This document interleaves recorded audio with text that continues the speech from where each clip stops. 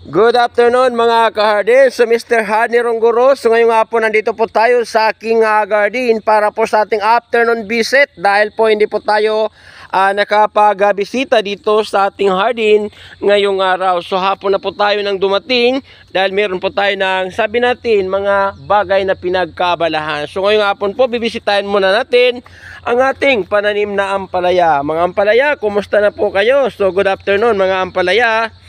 Papakita po natin. So talagang ang lulusog na po nila. Yan.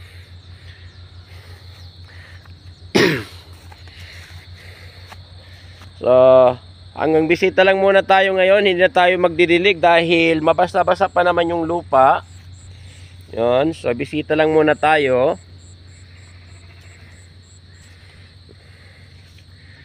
So yan.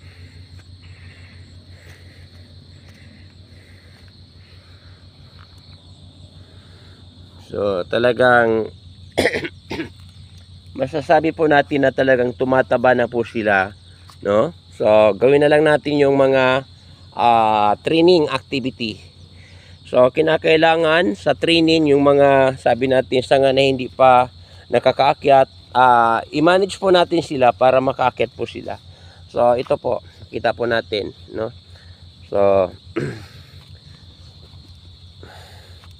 hanggang monitoring lang muna tayo ngayon, mag-iikot-ikot lang muna tayo at kukumustahin natin yung ating mga pananim. So yon. So yan, dito sa side, ito na yon.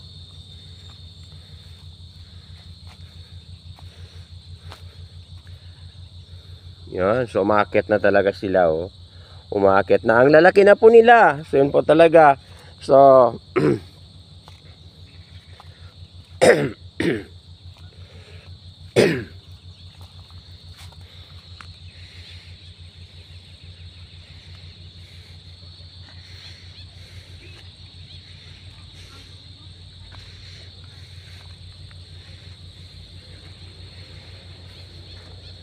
yan, umaakit na po sa taas yung mga ampalaya.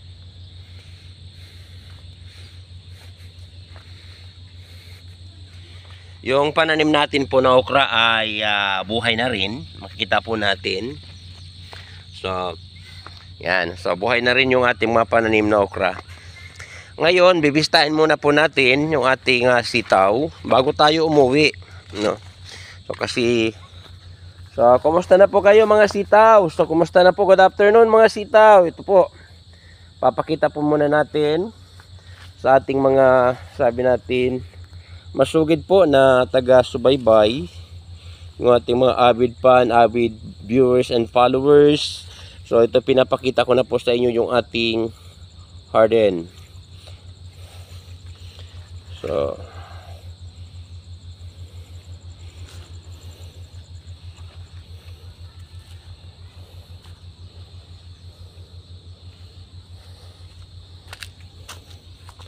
yan, yan na po yung ating hardin.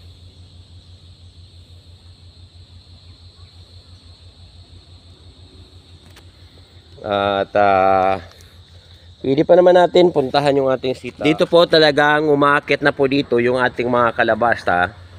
Pero hindi pa po sila dito nagsisimulang mamunga, no? So dahil po hindi sila masyadong exposed sa init. Dito banda sa unahan, mayroon na po dito ng mga bunga yung ating kalabasa. Papapakita po natin.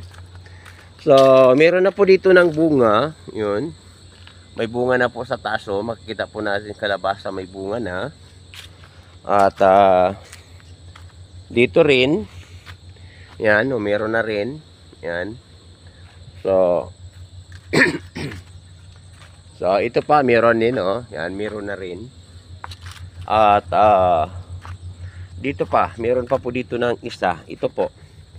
So yan po, nakikita po natin talagang nagsisimula na pong mamunga yung ating mga pananim po na kalabasa. So inaasahan po natin na sa hindi magtatagal talagang makakapagpitas na po tayo ng bunga mula po dito sa ating hardin. So magtiyaga-tiyaga lang po tayo kasi sabi nga sa kasabihan, pag may tiyaga may nilaga. Kaya po talagang maghintay-hintay tayo na sabi natin pagbunga itong ating mga pananim at nang makapag-harvest na po tayo. So guys, kung nagustuhan niyo yung ating content para po sa hapong ito, so huwag kakalimutang i-like, i-share, subscribe at mag-iwan na rin po ng comment at sundan po ako sa aking YouTube channel at Hard ni Rongguro, sa aking Facebook page at George T. Rapsing Farm at sa aking Facebook account at George Tuviero Rapsing. So maraming salamat sa inyong lahat. Kita-kita tayo ulit sa susunod na mga video aking i-upload. Bye-bye!